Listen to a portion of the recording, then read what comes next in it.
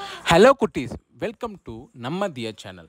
இன்றைக்கி என்ன வீடியோ பார்க்க போகிறோம்னா, சுவையான இலா ஆட்டுக்கறி பிரியாணி, மட்டன் பிரியாணி தாங்க பார்க்க போகிறோம். பாருங்கள், எங்கள் ஸ்டைலில் மட்டன் பிரியாணி செஞ்சு பாருங்கள். சுவை எப்படி இருக்குன்னு செஞ்சு பார்த்துட்டு சாப்பிட்டு சொல்லுங்கள். வாங்க வீடியோக்குள்ளே போகலாம். அதுக்கு தேவையான பொருட்கள்: வெங்காயம், தக்காளி, காரத்துக்கு ஏற்ற அளவு பச்சை மிளகா, லெமன், புளிப்புக்கு லெமன், அண்ட் முக்கியமானது எது பார்த்திங்கன்னா இஞ்சி பூண்டு விழுது, அப்புறம் சினாமென், பட்டை, இதெல்லாம் ஃப்ளேவருக்கு. புதினாங்க மஸ்ட்டு. ஒரு பாத்திரத்தில் அரிசி எடுத்து கழுவி வச்சுக்கலாம். நாங்கள் யூஸ் பண்ணது பாஸ்மதி ரைஸ். ஒரு கப் இந்த டம்ளரில் தாங்க நாங்கள் எடுத்துப்போம். அதே அளவு தண்ணி எடுத்துப்போம். ஒரு பாத்திரம் வச்சாச்சு. பாத்திரம் ஹீட் ஆன அப்புறம் தேவையான அளவுக்கு ஆயில், அப்புறம் நம்ம பொடியாக கட் பண்ணி வச்சுருக்க வெங்காயத்தை அந்த டபரா, நாங்கள் யூஸ் பண்ணது டபரா, நீங்கள் என்ன வேணால் யூஸ் பண்ணிக்கலாம், குக்கர்.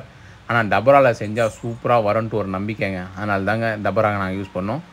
அதுக்கப்புறம் அந்த ஆயிலை லைட்டாக நல்லா கோல்டன் ப்ரௌன் மாதிரி வதக்குனா தான் அந்த பிரியாணி கலர் அப்படி வரும். பிகாஸ் நம்ம எந்த கலர் ஏஜென்ட்டும் யூஸ் பண்ண போகிறதுல நேச்சுரல் கலர். அதுக்கப்புறம் நம்ம மசாலா காட்டினோம் பார்த்தீங்களா, என்ன பிரியாணி இலை, அன்னாச்சி பூ, சினாமன், இதாங்க நம்ம மோஸ்ட்லி நாங்கள் அவ்வளோ மசாலாலாம் போட போகிறோம். Simple masala and tasty biryani, அதான் எங்களோட மோட்டோவே. சிம்பிளாக செய்யணும், டேஸ்ட்டாக சாப்பிட்ணும், டக்கு டக்கு டக்குன்னு வேலை முடியணும். கண்டதெல்லாம் அரைச்சி போட்டு அந்த பிரியாணியே வேஸ்ட் பண்ணிடக்கூடாது, சரிங்களா? அப்புறம் நம்ம அந்த சில்லி, காரத்துக்கு ஏற்ற அளவு பச்சை மிளகாவை போட்டு அப்படியே பார்த்திங்களா, வெங்காயம் கலர் தெரியுது பார்த்திங்களா, அந்த அளவுக்கு நல்லா வதக்கணும். அப்போ தாங்க அந்த பிரியாணி அடிபொலியாக இருக்கும். நல்லா வதக்கிட்டு காரத்துக்கு போட்டாச்சு. நெக்ஸ்ட்டு நம்ம என்ன போட போகிறோம்னா, பொடியாக கட் பண்ணி வச்சுருக்க தக்காளி பார்த்திங்களா, தக்காளியை போடு.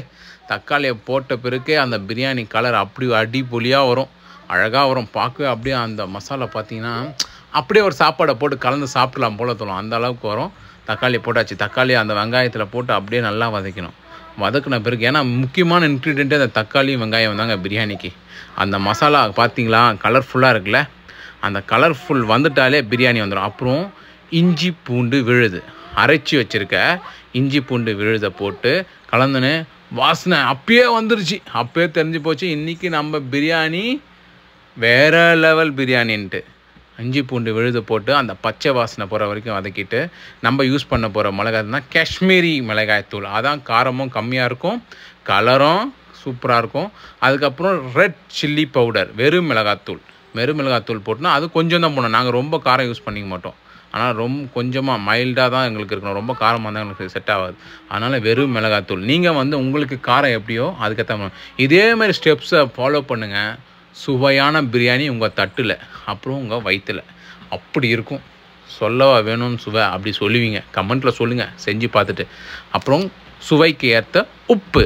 அதுக்கப்புறம் பார்த்திங்களா, இது என்ன பார்த்திங்களா, நம்ம க்ளீன் பண்ணி வச்சுருந்த புதினா போட்டுட்டு, அந்த புதினா போட்டுனே அந்த பிரியாணி மனம் ஆரம்பிச்சிடுங்க. வீடே சுற்றி வரும். ஜன்னல்லாம் ஓப்பன் பண்ணி வச்சுருங்க, மனம் வெளியே போயிட போகுது. க்ளோஸ் பண்ணி வச்சுருங்க, சாரி.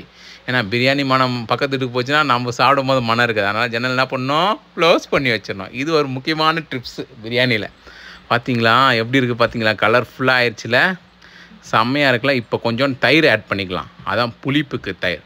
நீங்கள் தயிர் கொஞ்சம் நிறைய ஜாஸ்தியாக யூஸ் பண்ணிட்டீங்கன்னா லெமன் ஸ்கிப் பண்ணிக்கலாம். எதர் தயிர் இல்லைனா எலுமிச்சைப்பழம். நாங்கள் புளிப்புக்கு தயிர் ஊற்றுவோம். தயிர் பார்த்திங்களா செம்மையாக இருக்குல்ல. தயிர் போட்டுன்னே அந்த பிரியாணியோட அந்த கலர் அழகாக வந்துருச்சு. அதுக்கப்புறம் ஒரு குக்கரில் தனியாக மஞ்சள் போட்டு மட்டனை வேக வைத்து எடுத்துக்கலாம். ஏன்னா சிக்கன்னா ஸ்ட்ரெயிட்டாக ஆட் பண்ணிடலாம், மட்டன் கொஞ்சம் வேகிறதுக்கு லேட் ஆகும்ல. அதனால் எங்களுக்கு தேவையான விசிலுக்கு மட்டனை வேக வச்சு தனியாக ஒரு குக்கரில் எடுத்து வச்சுட்டோம். அதை இதில் ஆட் பண்ண போகிறோம். அந்த வேக வைத்த மட்டனை இதில் ஆட் பண்ணிவிட்டு அந்த மசாலா கூட அப்படியே பைண்ட் பண்ணலாம். பாருங்கள், மசாலாக்குள்ளே பைண்ட் பண்ணும் போது அப்படியே சூப்பராக இருக்குல்ல. அப்படியே இப்படியே சாப்பிட்லாம் போல தான் தோணும். ஆனால் வெயிட் பண்ணணும். பிரியாணி வரணும்னா ரொம்ப பொறுமையாக வெயிட் பண்ணணுங்க.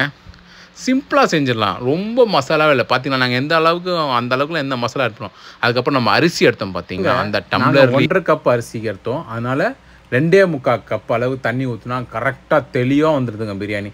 தெளிவாக மீன்ஸ் அப்போ என்ன எங்களுக்கெல்லாம் போதையில் வரேன்னு கேட்காதீங்க. தெளிவாக மீன்ஸ் நல்லா பலன்னு வரும். பார்த்தீங்களா இப்போயே தெரியுதே. அப்பா என்னடா இது, கலர் போடாமல் இவ்வளோ கலரா? ஆமாங்க, கலர்லாம் போடவே மாட்டோம், கலர் தானாக வரும். ஏன்னா நம்ம யூஸ் பண்ணுறது காஷ்மீரி சில்லி பவுடர். சூப்பராக இருக்குல்ல, கலர்ஃபுல்லாக. இன்னும் இல்லைங்க, வெயிட் பண்ணுங்கள், இன்னும் பிரியாணி ரெடி ஆகலை, அதுக்குள்ளே சாப்பிட போயிட்டா எப்படி? பார்த்தீங்களா? அப்புறம் போட்டு நல்லா பபுள்ஸ் கொதிச்சு வந்துருச்சு. இந்த டைமில் தாங்க கரெக்டான டைம் நம்ம அரிசியை ஆட் பண்ணுறதுக்கு. நாங்கள் வந்து அரிசியை வந்து ஊற வச்சுருப்போம். எப்போ அடுப்பு பற்ற வைக்கிறோமே அப்போயே ஒரு அரிசியை ஊற வச்சு நல்லா வாஷ் பண்ணி 2-3 வாஷ் பண்ணி ஊற வச்சுருப்போம். அப்புறம் அந்த அரிசியை எடுத்து அதில் ஒரே நோட் பண்ணுற விஷயம் என்ன தெரியுமா? நோட் பண்ணுங்கப்பா, சீக்கிரம் புக் எடுங்க.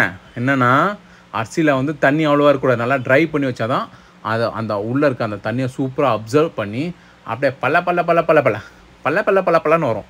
சூப்பராக பார்த்தீங்களா எப்படி கலர்ஃபுல்லாக இருக்குதா பிரியாணி? எங்கே காணோம்? தோ இருக்குது பிரியாணி. சுவை அள்ளும் பிரியாணி, மனம் மணக்கும் பிரியாணி, தெருவுகே கூப்பிடும் பிரியாணி. இந்த பிரியாணி வாசனை கேட்டு பக்கத்து வீட்டுக்காரர் வந்து கதவு தட்டாருங்க. என்னப்பா இதை ஸ்மெல் வருது சூப்பராக அப்படின்ட்டு. நான் சொன்னேன், ஒன்றும் இல்லை சார், சாம்பார் சாதம். போய் சொல்கிற பார்த்தியா, ஊரே மணக்குது. அப்படியா, சரி வாங்க, நீங்களும் கூட ஜாயின் பண்ணுங்கள், ஒரு பொடி பிடிச்சலான்னு சொல்லிட்டு அவரை வீட்டுக்கு அமுச்சு விட்டேன். பார்த்தீங்களா? அப்புறம் வந்து ஃபைனலாக அந்த நல்லா பாயில் ஆகிட்ட பிறகு மேலே அந்த ஃப்ளேவர் இருக்கணும்னு சொல்லிட்டு புதினா போட்டு மூடி வச்சிடும். இதான் எங்களோட தம்மு. நாங்கள் பெருசாக தம்மில் எதுவும் போடுறது இல்லைங்க, அப்படியே மூடி வச்சுட்டு அடுப்பை கொஞ்சம் லோ ஃப்ளேம் பண்ணிவிட்டு அதுக்கு மேலே ஒரு வெயிட்டுக்கு நாங்கள் தண்ணி வச்சுருந்தோம். அந்த வெயிட் எடுத்து வச்சுட்டு ஒரு 15 மினிட்ஸ் வெயிட் பண்ணோம். 15 மினிட்ஸ் வெயிட் பண்ணி எங்களுக்கு வாசனை பசியும் தாங்கலை. போய் திறந்து பார்த்தோம் பாருங்க, இன்னைக்கு ஒரு புடி எல்லாம் வாங்க அப்படின்ற மாதிரி இருந்துச்சுங்க. மட்டன் பிரியாணி சுத்தமாக அடி பிடிக்கல, அவ்வளோ டேஸ்ட்டு. எப்பா செஞ்ச கைக்கு எத்தனை காப்பு தான் போடணும்னு தெரியல, அந்த அளவுக்கு டேஸ்ட்டு மட்டன் பிரியாணி. இந்த மட்டன் பிரியாணி வந்து எங்களுக்கு வந்து ஃபஸ்ட் அட்டம்ப்ட்லேயே அப்படியே பாஸு, ஸ்ட்ரைட்டாக கலெக்டர் தான் அந்த மாதிரி வந்துருச்சுங்க. பார்த்தீங்களா? First attempt. அதனால் மட்டன் பிரியாணி செய்யறதுக்கு யாரும் பயப்படாதீங்க, தைரியமாக நான் சொன்ன பாருங்கள், அந்த அளவுலேயே செய்யுங்க. பர்ஃபெக்டாக வரும், பயங்கரமாக வரும், சுவையாக வரும், மணமாக வரும், கலர்ஃபுல்லாக வரும். பார்த்தீங்களா எப்படி இருக்குது? நீங்களும் ட்ரை பண்ணி பாருங்கள்.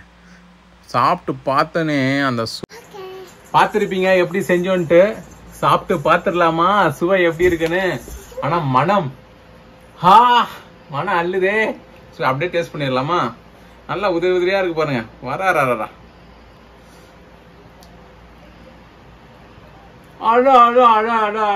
அப்பா, என்ன ஒரு சுவை, சூப்பர். இதே மாதிரி ட்ரை பண்ணுங்க, பயங்கரமா வரும். பாய்.